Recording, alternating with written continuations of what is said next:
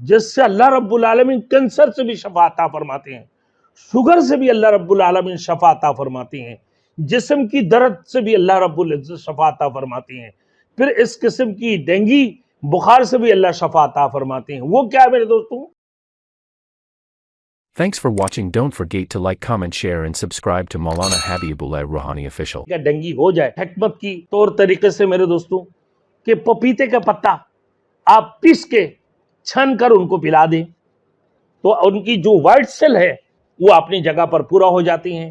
दूसरे नंबर मेरे दोस्तों, ये एक अजीब अनमोल नुस्खा है जिससे अल्लाह रब्बुल आलमीन कैंसर से भी शफा अता फरमाते हैं, शुगर से भी अल्लाह रब्बुल आलमीन शफा अता फरमाते हैं, जिस्म की दर्द से भी अल्लाह रब्बुल इज्जत शफा अता फरमाते हैं।